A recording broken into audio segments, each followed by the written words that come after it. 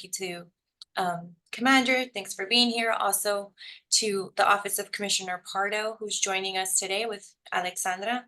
And we also have the Office of Commissioner Hicken joining us. We have Eddie here. So thank you all. If I missed anybody, forgive me.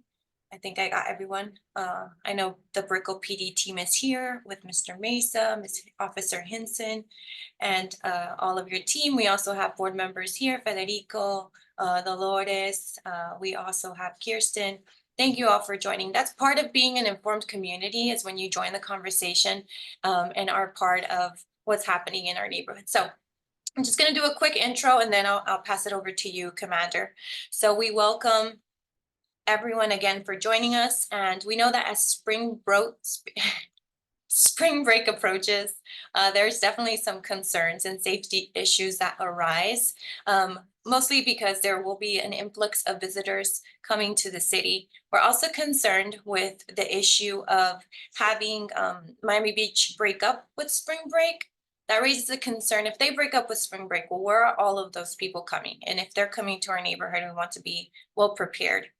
A few dates to consider is March 25th through the 29th, which is spring break. And then we also have Ultra Music Festival, which is the 22nd, 23rd, and the 24th. And today's meeting is just an opportunity to come together, hear from our city leaders, how they're preparing in addressing some of the issues that we may encounter. It's better to be proactive rather than reactive, and that's the goal for today. So, Commander, there are a few issues we aim to address today. We need to discuss the mitigation efforts for spring break in light of the challenges of Miami Beach and how they are breaking up the spring break, and also will those tourists spill over into Brickell. Also, we'd like to address any current crime trends that you're seeing, and perhaps some ways that we could be proactive as neighbors and diligent. And also another big issue that's been occurring in our community, the very loud exhaust vehicles. Usually it's the Lamborghinis, and they're extremely loud and cause neighbors to wake up in the middle of the night, as well as the ongoing homelessness issue that we are seeing in our neighborhood. So I know it's a mouthful, but we've discussed this prior to. Yes, Kirsten, the homeless issue as well. We've discussed this prior. So Commander, again, thank you so much for being here, and the floor is yours. Go ahead. So to address, good afternoon, everyone. I'm Commander Valdes from the Brickell neighborhood. Just to address a little bit of, try to get all the topics and then open the floor for you. Spring break, typically, like you said, it runs during the entire month of March, from the beginning to April. Spring break obviously brings large crowds to South Florida. As you mentioned earlier, we have large various events that the city hosts, such as Calle Ocho, Ultra Music Fest. I know we also are having the Afterlife, which is pre-Ultra at the Key. And all these events, just to name a few, they bring large crowds, and exponentially, obviously, they're going to have. We're expecting to have traffic, which we already have, right? But just to add to that, what is the department doing? So we put together an action plan. My major should be on board on this chat as well. So we've augmented some of our officers. We've modified their days to try to get 7-day-a-week coverage of extra personnel, right? Not to impact the regular patrol officers that are handling calls for service, but just to augment and so you guys can see extra personnel. So what are we going to try to do? The objective of the operation is to enhance, obviously, public safety and minimize as best we can traffic delays, and obviously keep the peace for the residents and the visitors, to provide, obviously, the high volume of police presence within the Brickell core, because that's our entertainment area, and that obviously causes our main issues, right, for our citizens and residents. To enforce the traffic laws, right, throughout Brickell Avenue, Southwest 8th Street, the Rickenbacker Causeway, South Miami Avenue, and Southwest 8th Street, famous intersection. Monitor the large crowds, shut down any unauthorized parties that may occur at the Airbnbs or at any establishments, I know it's died down for a minute, but I put it in my ops plan, which is to address any ATVs or dirt bikes coming back through the area. And ensure that obviously the focal points are not like the street takeovers. I know that you had mentioned that. You didn't mention it today, Abby, but we have been lucky enough that we haven't had street takeovers. I know the last one that you called me for was in downtown, and there was several arrests that were made for that street takeover. We have set up meetings with our major hotels, right, to discuss their security plans, know their occupancies, the W Hotel, the SLS, Four Seasons, East Miami, Mandarin Oriental, and even the extended stay. So with that being said, that's what we're looking at just to address for the spring break, which is for the entire month. But I don't know if you have any specific questions just along those lines before we go to anything else. Well, I think one of the last year we saw really good assistance when it came to Ultra Music Festival. You guys had police officers sitting on 8th Street and Brickell Avenue directing traffic and making sure things were flowing smoothly. So is that the plan again for this year? And how will you disperse those extra officers we'll have? So as of right now, to disperse, I mean, I haven't gotten to the public safety meeting for Ultra as of yet. I can coordinate and get you an answer back on that from our off-duty office. But for the spring break issue, just alone for the traffic, we're mitigating and adding as many personnel as we can to that core, which is what brings people from downtown into Brickell, which is obviously South Miami Avenue Bridge, Second Avenue Bridge, and the Brickell Bridge. Okay. Yeah, just a little praise. Last year, we saw those extra police officers and made a really big impact. And I know it was a lot calmer than it had been in the past. So kudos to that. Before we continue on to any other subjects, is there anyone that has a particular question about Ultra?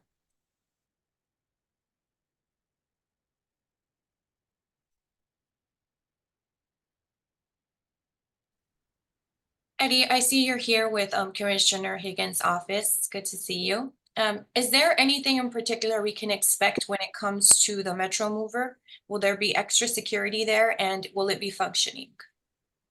Hi, Abby. Thank you for setting up this meeting and for inviting us. Hello, everybody. Eddie Marti Crane, District Director for the Office of Miami-Dade County Commissioner Eileen Higgins. And Abby, the Metro Mover is expected to continue functioning as usual and hopefully without any disruptions to service. So fingers crossed there.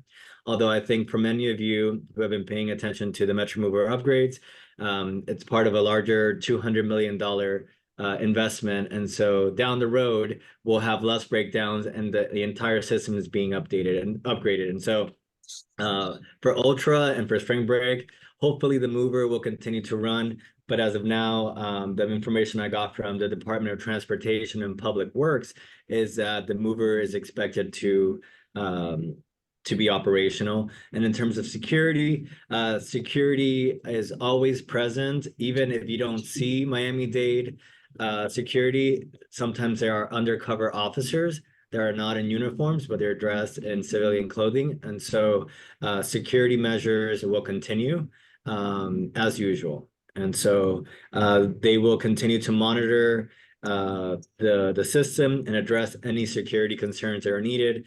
And they also work very closely, Miami-Dade PD, Miami-Dade County Police Department works very closely with City of Miami Police. Whenever they have any issues, they coordinate and they have the avenues to speak to each other. Okay. Thank you, Eddie. You got it. Yeah. Any questions from the residents who are joining specifically when it comes to Ultra? Commander, in the past, I know that last year, I believe they ended at 12 o'clock midnight, 12 a.m. Do you know if that's still the case for this year? I believe that's still their end time. So their call time would be 11:45. They would stop selling alcohol, and then they would flush everybody out. So I believe nothing has changed. They're still following the same times. Yeah. But I can buy for you, but I don't think anything has been changed. I know there's a few people that just joined. We were just recapping Ultra Music Fest. The commander shared that there will be extra resources in our community to ensure that things run as smoothly as possible. And so they are prepared for it. If anyone else has any questions regarding Ultra, speak now. Otherwise, we're gonna move on to the next topic of conversation.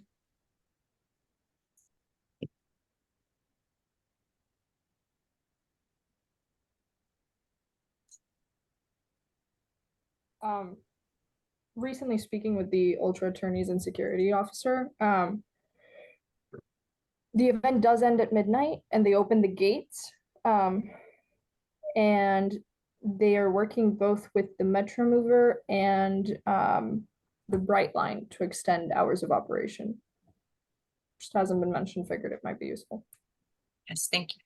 And Alex, would you introduce yourself so that our constituents can learn and recognize your face moving forward? Absolutely. Hi, I sent a message in the chat sharing my email as well. I'm Alexandra. I recently joined Commissioner Pardo's office as a Brickell and downtown constituents liaison. So in an ideal world, you would come to me with your concerns and I will help you get them resolved as fast as I can. Another piece is Ultra has a 24-hour hotline, which I believe gets activated at some point mid-March. I'm happy to share that number, which has information about event info, closures, etc. And they have people on that at all times. So I'll shoot that in the chat in just a second. Thank you. And we could use the hotline as reporting, or it's mostly to hear what they have in store? I believe it's both. So Okay. they have a service that answers the hotline, and then if it's if it's one of the FAQs, they can present those. But if it's a more serious issue, that gets forwarded throughout the organization. Kind of a similar function as us. Mhm. Okay. If there's not any additional questions on the topic of Ultra Commander, we can move forward with the next topic. So the next was the exhaust. I know we've kind of beat it down this whole week about the exhaust, but I understand that that's been brought up since I came here in June. Exhaust from vehicles, exhaust from boats, but for this topic, it's exhaust from vehicles. So we have gone out with motors. We've gone out with our problem-solving team. I have issued, specific details within the Corps to assign these officers at different intersections: South Miami and 8, Brickell and 8, South Miami and 9, all throughout the entertainment district, to make sure that if we did find any of these people, with their exhaust, right, or accelerating their vehicles to make loud noise, that we could issue them a citation. Because the way that that ticket is written, it's written to the driver, it's not written to the vehicle. I know I've talked to many to many residents that have even brought up some different ideas of going to the beach and using some type of I think Eddie's been on these conversations as well, is that the beach has some type of camera system or something to give tickets.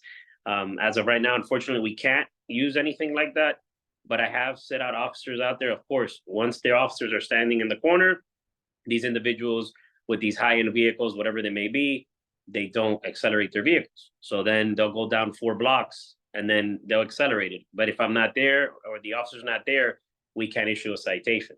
So with that, I presented, obviously, this conversation has always happened with Commissioner Higgins' office before Cobo's office. I'll get Bradley and Alex into the topic of discussion to see what holistic ways we can address for these vehicles with, it's not only vehicles, it's also motorcycles with the catback exhaust, and how we can mitigate so that we can try to either issue citations or come up with some type of ways of addressing it. But other than us physically catching the vehicle and them committing the infraction in front of us and us being able to stop the vehicle and cite the driver, there is no other way that we can issue a citation to it. So that's, and I know, Abby, we've talked about it, this whole week at all our meetings, but I don't know, our hands are kind of tied on that one. Commander Valdes, hi. My name is Kristen. I'm the president of the HOA for Access in Brickell. I have a Hey. question about that. Is it an option to have cameras to monitors? Because a lot of guys don't just speed up, you know, and make like they do like donuts on the intersection and all that kind of stuff.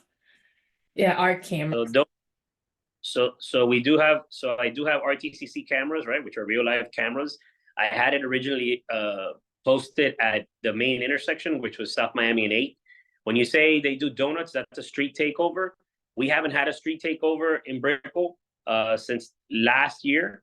There hasn't been any. I know that you guys follow all social media, just like I'm in a lot of the social media for Brickell and Brickell residents and Brickell lifestyle. And something will happen in downtown, and people will make the assumption that it is in Brickell.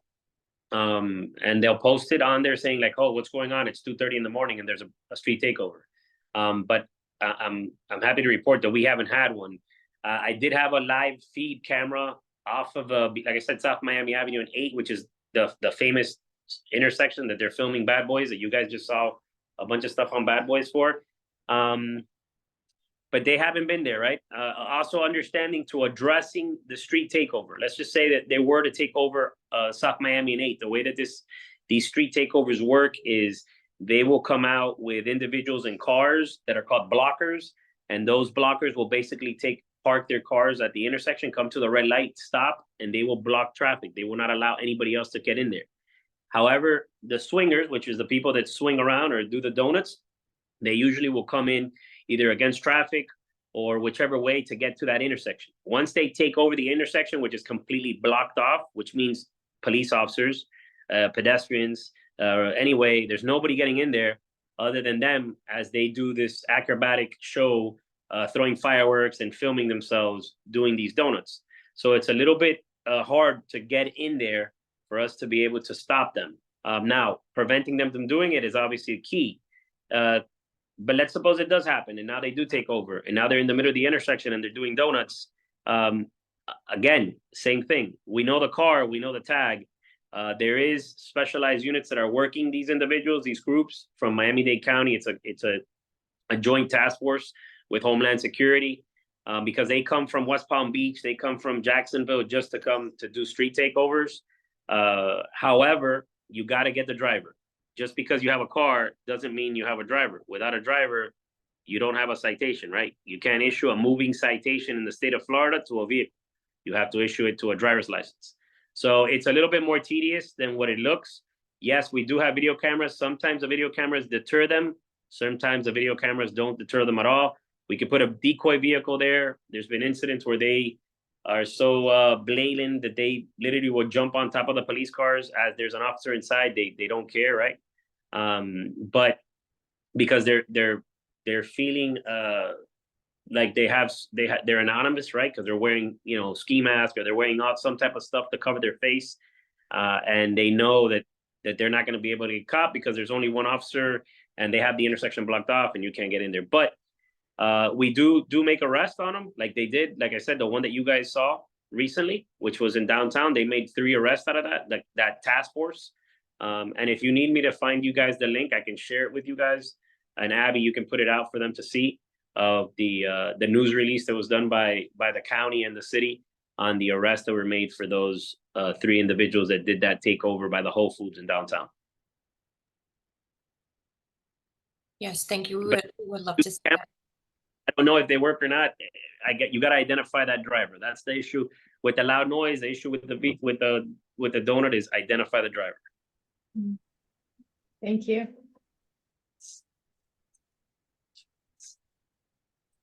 Thank you. Anyone else have thoughts on that? Thank you, Kirsten.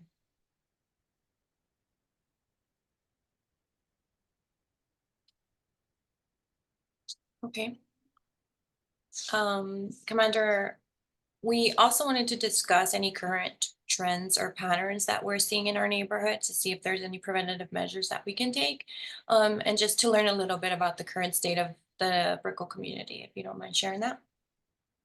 So overall, Brickell is, as of this morning, we're negative 31%, right? With Part 1 crimes, that would be robberies, burglaries, any violent crimes.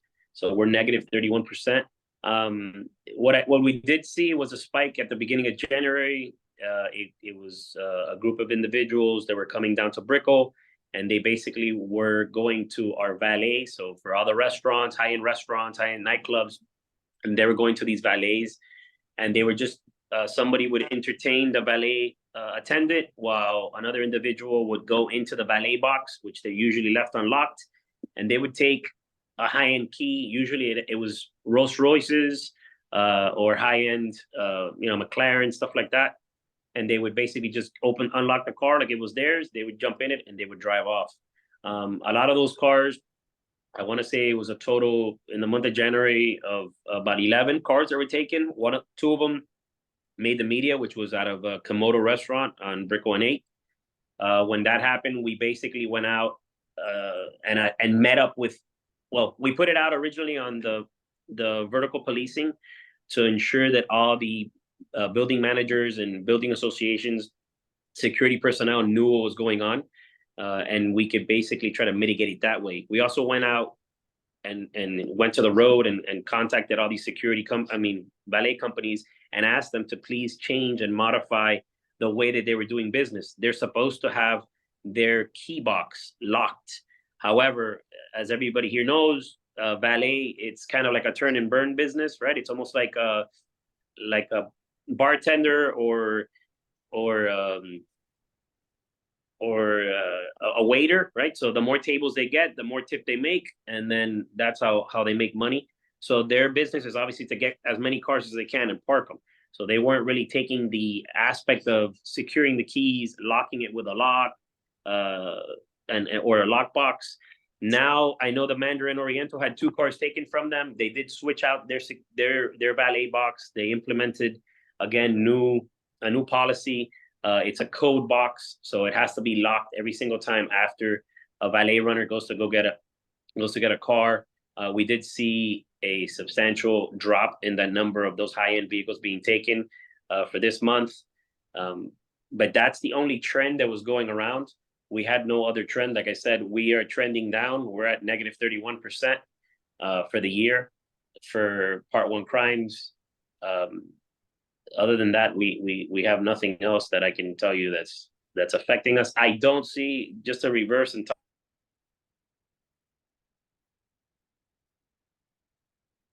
beach. If the beach shuts down, the popular places for them to go is obviously for Wynwood, Las Olas.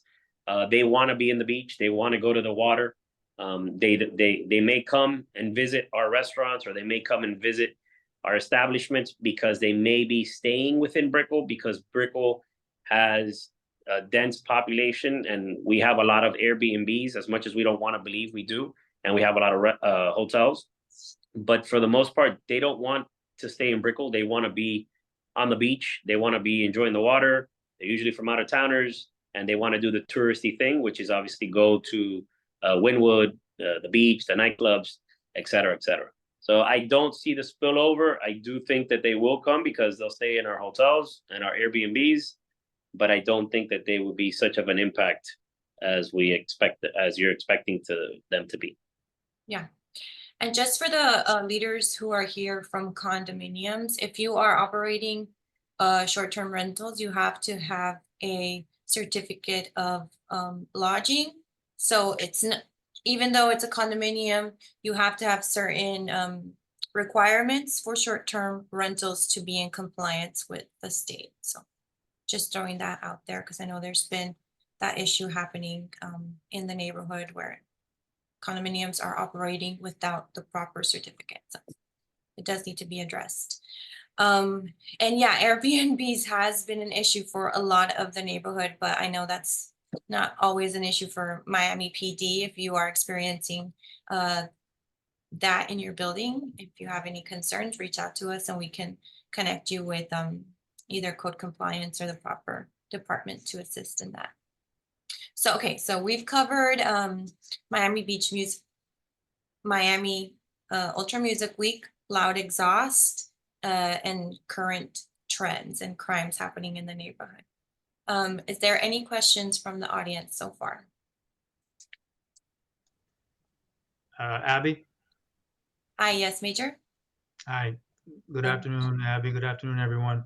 Not sure if it was mentioned, I got in a little late, but in addition to Ultra, are you guys aware that there's going to be a concert also at Marine Stadium on the 20th and the 21st called Afterlife? I mentioned it, Major. Okay, I just wanted to give the hours. I don't know how much it's going to impact traffic. Commander Valdez obviously is very well versed with events happening at that location and how it affects Brickell. But certainly the sound, it looks like the event times are going to be from 5 p.m. till 2 o'clock in the morning. And as we all know, how sound travels in the over the ocean or over the water, it could certainly impact some of the residents' quality of life. So I just wanted to make sure you guys were aware of that so you can notify all your residents in your respective buildings. So just a little tidbit there. Thank you. I will make a note of that and drop it in the chat box. Another phone number that's really important for us to have is reporting noise through the code compliance hotline. They're always very active, and so I'll be sure to either email that or drop that in the chat as soon as I have the number. But you can also Google it if you're not, if you ever are in need of that number. Okay. A question about that, Abby. Hi. I am. Hi, we had a meeting earlier this week about the boat noise, and I just want to make sure I have clarity because if Marine Stadium is City of Miami property, aren't they subject to the City of Miami noise ordinance that's earlier than 2 a.m.? Again, this is the police department really does not have much of a say so when it comes to permitting. I mean, yes, there are things that the commander has to sign off on. However, if it's something that they were able to pass through either city commission or through special events, then that's the perk, I guess, that they were given. So I'm looking now at an operational plan that does say that the event times are from 5 p.m. to 2 o'clock in the morning. Listen, I know that recently we had a country concert there, and I have someone that I'm sure everyone's very familiar with the location of Cazola's, the pizzeria. And this individual that I know was able to hear the sound from where he lives. So clearly, you guys are going to be able to be you don't have to buy tickets to the show. You're going to be able to hear the music pretty well. So unfortunately, but It's a big concern for us over here, and I represent Brickell Key. The people on especially the eastern side of the island are very heavily impacted by these concerts, and they're not going to be happy about this. Yeah, unfortunately, again, I wish I can give you some remedy when it comes to that. Unfortunately, I cannot. It's going to be, I think, something that's going to have to go higher than the police department. But it is going to happen. I just want to make you guys aware of it. And in regards to boat sounds or music coming from boats, we are doing, in addition to additional enforcement in our waterways, we are also trying to create a very, very vast educational component. Because the truth is, when you get in your boat, and if you don't know, you're going to put music on. It's a time to have fun. You're with your family. You don't really know how it's affecting everyone else. You don't know how the sound travels through water and how it's impacting those that are living in that area. And really, it doesn't really matter the time because it could be at any time, right?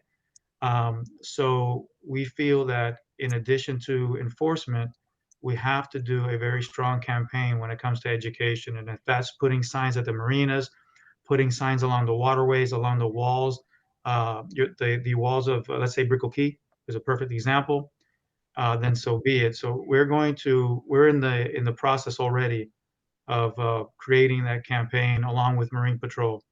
Marine Patrol for the city of Miami is the only patrol agency or police agency that has Marine Patrol out there till 10 o'clock at night. Everyone else, either be the county, the state, even the Coast Guard, they're not patrolling at those times of the night. But we recognize the importance of having to improve the quality of life, especially when it comes to the music in these boats. So yeah, we're out there pretty late, but again, it's going to take an educational component as well. Thank you. I'm glad the signage portion is moving forward because that's something we've been trying to get going for a long time. And I know you have to go through the Army Corps and all kinds of agencies to do that. So just keep us posted. No, thank you, Anna. And again, for our sake, for the Miami Police Department, you have our full support when it comes to that. Thank you. So Alex, if you'll take note of this, it's a concern that city leases are able to have a permit up until 2 a.m. when you have somebody like Ultra who has to be ending at 12. I think it's just good to have consistency across the board and hold everyone to the same standard for the benefit of the residents. So, and Alex, if you could look into that and see if for the future there could be some changes. Yeah, so my understanding is, like the major mentioned, this is probably approved as a special event. I can look into Afterlife specifically. But I know there was some discussion about Virginia Key. I wanted to ask, because this has come up before, maybe the major will be able to help me. Sound checks early in the morning, because ending at 2 a.m., and I do not mean to sound insensitive, but ending at 2 a.m. and then starting sound up again at 7 a.m. is worse than ending at 2 a.m. and then having nothing until 5 p.m. the next day. So if there's any insight on that, it would be helpful so that I can provide that information. If not, I will look for it specifically. No, Alex, I'm sorry. Can you explain it again? I apologize. So sound checks begin before the actual event. So is the 5 p.m. to 2 a.m. is that the hours of the like of Afterlife and guests, or is that 5 p.m. sound checks start and the actual show begins at 8, for example? Okay, so no, the event times that I'm seeing are from 5 p.m. till 2 o'clock in the morning. Now, and you're right, sound checks can happen or usually happen prior to. But I would also say sound checks can happen the day before. They don't actually have to happen that day. And once all the artists have the exact engineering and sound, what they're looking for, sound checks are normally over. But yeah, I would imagine that would be either. So let's say this is Afterlife is on the 20th and 21st. So yeah, you're looking at a sound check at the 19th or the 18th, around there. But 5 p.m. till 2 a.m. is the event times. Which document are you looking at, if I may ask? I'm looking at a, just give me 1 second. It's a special events application.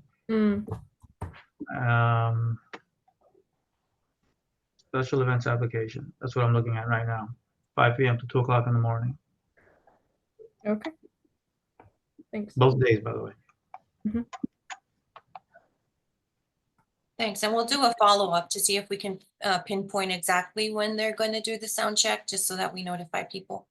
I'll dig into it for sure. And I'll Abby, just to clarify, we should tell our people to contact code compliance if they have complaints about the noise during this? Okay.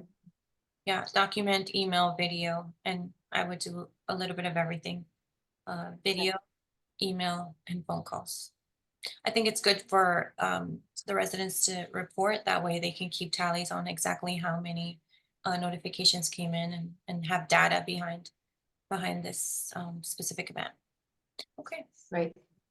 thank you. Anyone else before we talk about, I think, our last topic, which is unhoused individuals? Federico? Yeah.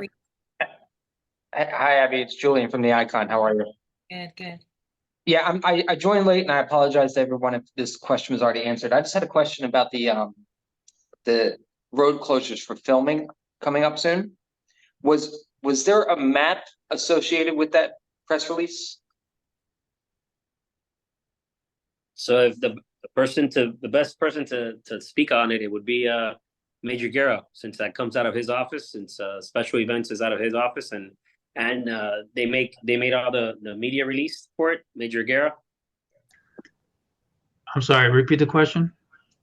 Hi, Major. Yeah, I just had questions in regards to the closures that are coming up for the filming in our area. The dates set for March. I wanted to see if there was a map associated with that press release to provide to the community.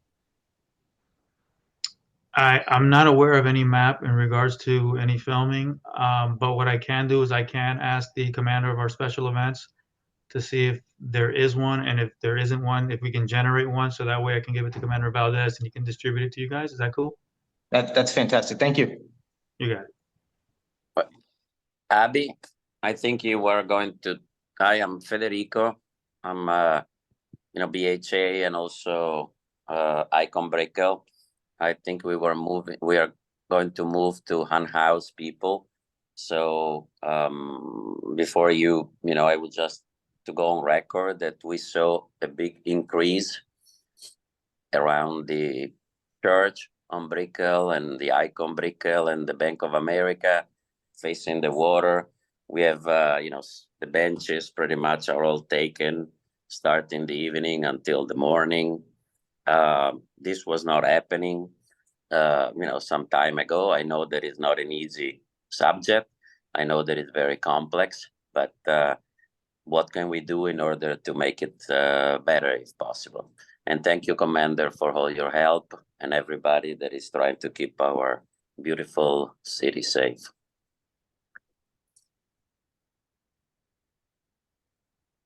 Agreed. It's also happening over by Brickell on the river in that little playground bush area, which is going to be the future of a children's playground. I saw it we're seeing it down South Miami Avenue over by the access, as well as on the corner of 8th and Brickell Avenue. It seems like every day there's an individual out there with his dog and then another individual in a wheelchair, which is obviously dangerous for traffic and themselves, potentially getting hurt by moving cars, especially if you're in a wheelchair.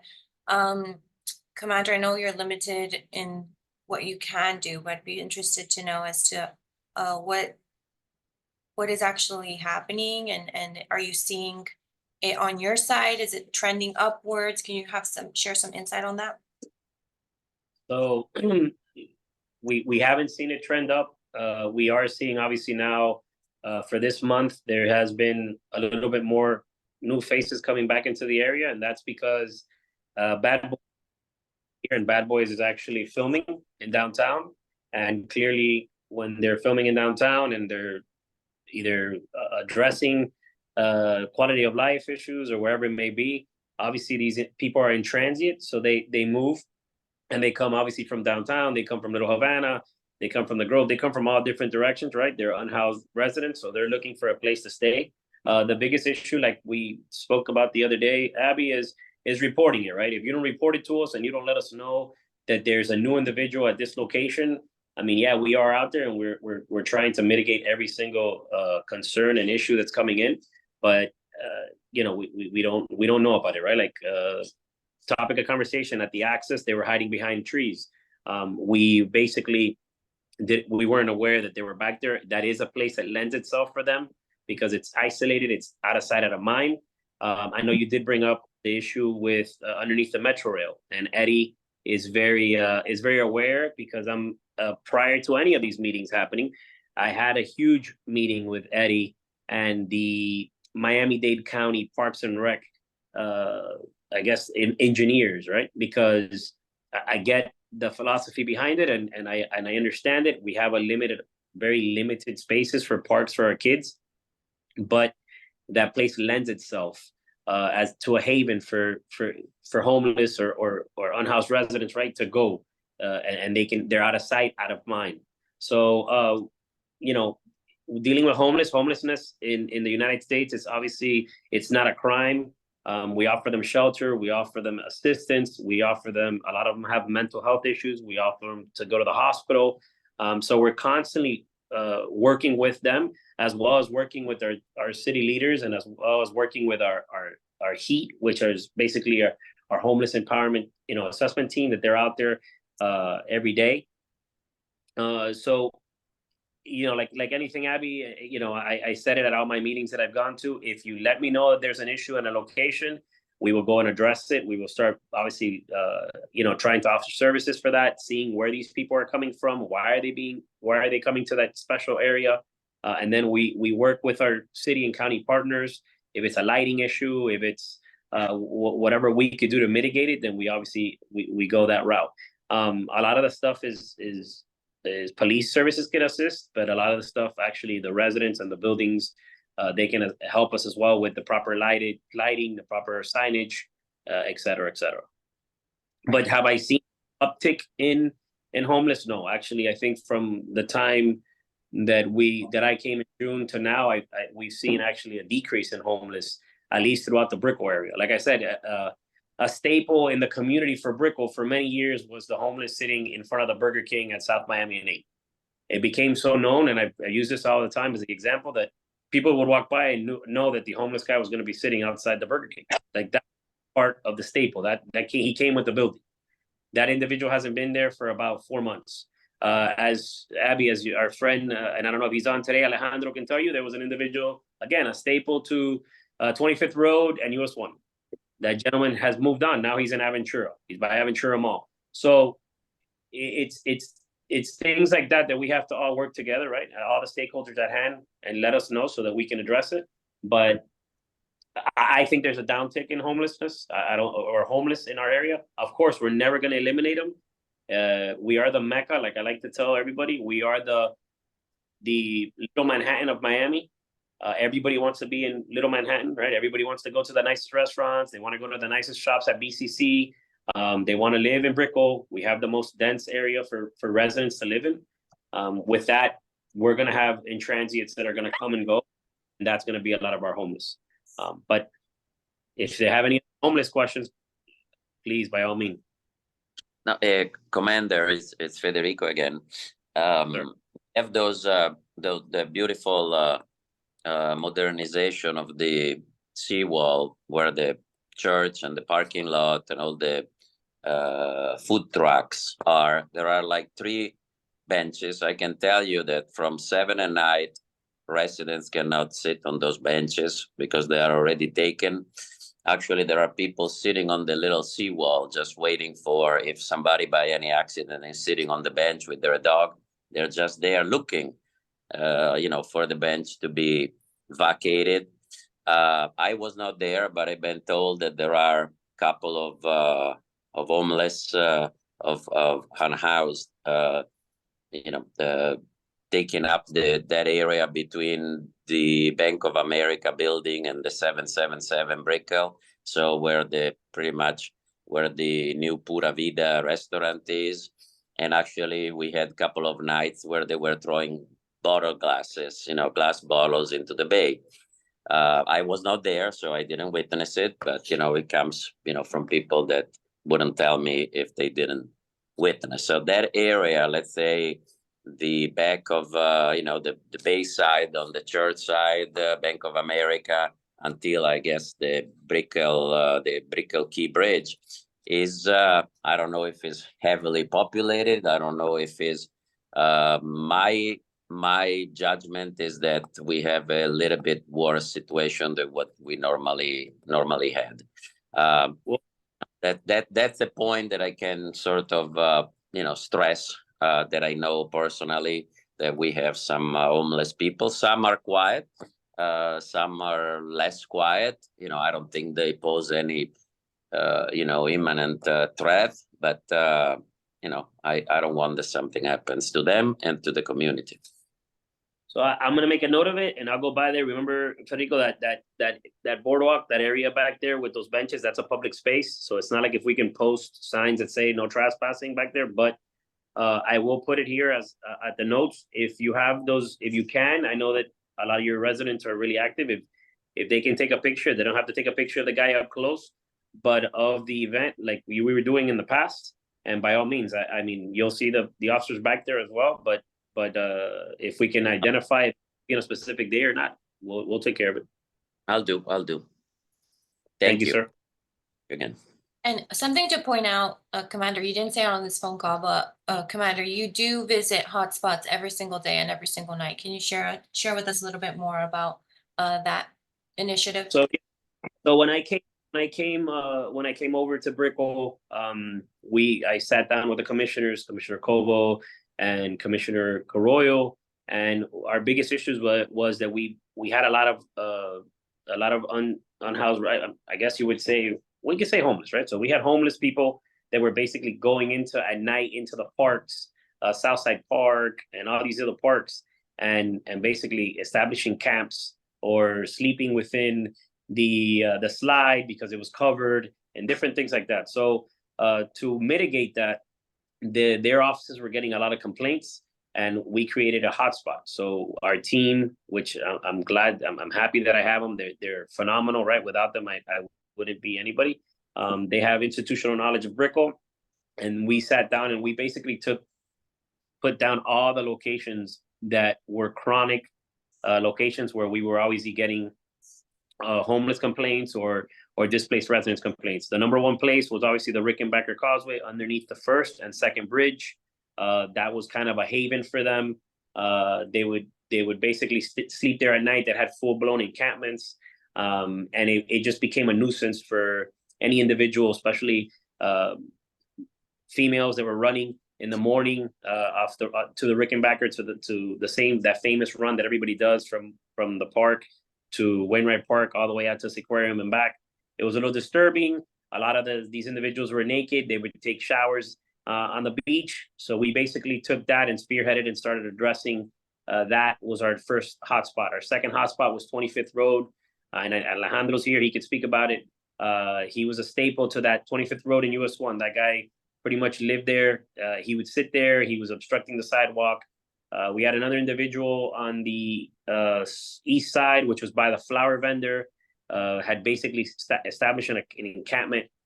And I can go on, right? The guy from Burger King, across from the Flatiron, Southside Park, we just on and on. So what we did is created this hotspot, hotspot list, and what our officers do is they come in at 5 a.m. The first crew, they go out, they take photos of all these hotspots to ensure that there's obviously nobody there, that they're clean, that there's no debris, that there's no garbage left behind, and they sent that out. They circulate it within our Brickell. It's just for officers, but it's just the pictures with timestamp, the time and date of when it was out there. Same thing happens during the day. If we get a complaint, I send it to them. They go out there, they address it, and they take a photo. If it's something that requires FDOT maintenance, then we have FDOT come out and do the cleanup. If it has to do with city, then we obviously take care of it, and we try to address it right away. Then at night, we do the same thing, right? So right before the last officer from the problem-solving team leaves, if it be 1 a.m. or 2 a.m, they take a photo of the same location. Now, if I have extra officers that are going to be working as well, they basically go out and they monitor those locations. They'll take a photo either at 2, 3, 4 a.m. of the same location. So the locations are constantly being patrolled, and they're constantly being addressed, and there's photos being documenting all of these locations. We used to share those photos with the commissioner's offices. I know Abby was in that email because I included her. I know Alejandro was in that email because he's a board member, and we were sharing them. As of right now, we have not met with both commissioners' offices again to see how they want to go about it. But it is happening. So if anybody in this chat wants to get my email and say, hey, can we meet? And I want you to show me the pictures. By all means, I'll show you. They're on my phone. They're active. My major's on here as well. Major Sierra, he could tell you he used to get the emails. My FOD chief would get them as well. We're out there. We're proactively monitoring these locations. You just have to let us know, right? Because like I said, they're very intransient. We're working hand in hand as well with the underline and the CCTV that they have to monitor the underline, the walkway, right? The pathway to ensure that they're not going out down there. I know the county's doing a phenomenal job with their security personnel maintaining it. But like anything else, homeless are going to find a place that's out of sight, out of mind, that they can set up a camp and they can basically call it home. And then they're going to go out and about throughout the community. If it's going to be panhandling, if it's going to be whatever it is they're going to do. And then they're going to return back to that location. So we need to understand, if you guys see that, report it. I need you guys to let me know immediately of it so that we can address it. And we're on top of it. I know it may not look that way, but we are on top of it. Like I said, we're trending down with homeless within Brickell from when I took over in June to now. But yeah, thank you for that. And so I think what we've learned in this conversation is we need to report and do our part, and the commander will take it from there. And so thank you for being so willing and attentive to us, Commander. Alejandro, I know you have a question, so if you can unmute yourself, go ahead.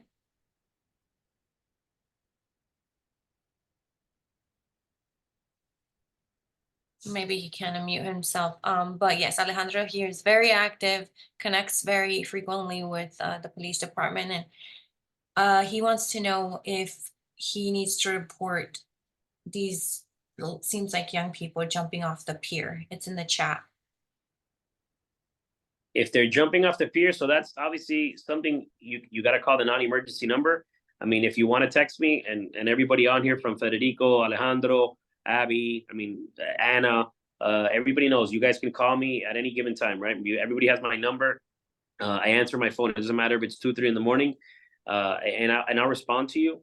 So if it's something that you think that it's of it's a crime or something that's occurring that you think that's obviously a life safety issue, by all means, call me. If I don't answer, text me, but I'll call you right back. But if it's an emergency, obviously call 911. If it's a non-emergency, then call the non-emergency number, have officers dispatched to that location. Again, Brickell lends itself to a lot of things. Last year, we had to mitigate kids that were offering for $20 to bungee jump off the Rickenbacker Causeway. Obviously, it wasn't legal. It's just kids from UM that were coming and attaching a bungee cord and selling it to people for $20 to jump off. And we had to find out about it through some of our residents, thankfully, and we shut them down. But like that, it happens all the time, right? So we kind of all have to work together hand in hand to assist, because I'm not on social media. I'm really not a social media person, but I don't know what the trends and patterns that these kids come up with. But that's just to name one. So if you guys are very active, Alejandro, if you see them jumping off the bridge, then call the non-emergency number. Let me know. If we identify that it's a trend that they're doing it every Tuesday or every Wednesday at night, then I'll make sure my guys go by there and we address that situation, educate them first. And then if we have to fine them or we can do anything about it, then we'll do it. But obviously we have to start off by identifying who these individuals are and why they're doing it and why they're picking Brickell to do it. Right. Awesome. Okay, well, before we close and end our time today, is there any comments from anyone on our police team or Commissioner Higgins or Pardo's office that would like to say anything? I would Abby, just like to take a I'm sorry, moment go ahead, Alex. no worries, to reiterate that reporting is key, because without it, we don't know how severe the issue is. And I think numbers add legitimacy to any claim or concern. And our goal is to represent your voice. And Abby, I have met you a couple of times now, and I look forward to understanding more intricately the issues, but that's my 2 cents. Report, because then we have it in data. And thank you all for sharing. Thank you. I agree, Abby. This is. Oh, Sorry. Go ahead, Federico. Yeah, just real quick on the filming and the road closures. So I'm going to provide Commander Valdes with specific locations, which there's only 2, but I want to correct them before. I want to verify them before I give them to him. But any filming, any road closures for Bad Boys will be done this Sunday. That's all. We'll share those documents once you're able to forward them over. We'll share them with everyone on this call. Okay. Eddie? And Abby, I think your DDA sent out some information as well on road closures. You should have received it. If not, I can forward it to you. Yes, we do have it. I think what one of the residents was asking was for a map. So, but yes, I believe the filming is, the next dates that I have are March 1st, March 2nd, and March 3rd. Correct. Okay. Right. Well, Commander, and to the Miami Police team, everyone, thank you so much for, oh my gosh, what a good question. Alejandro says if they need any extras. If they need extras, you know who to call. We have Alejandro here as a volunteer, and any of the residents who are willing to jump on Bad Boys. They need stunt personnel. Alejandro says he volunteers. Perfect. All right. Well, thank you, everyone, for your time. We appreciate it. This conversation will be available online, and we'll do a follow-up email to make sure that we've answered and hit all of the points and follow-up questions that we have. All right. Have a beautiful rest of the day. Thanks, Thank you. Abby. Thank you, everybody. Thank you. Bye-bye. Thank you.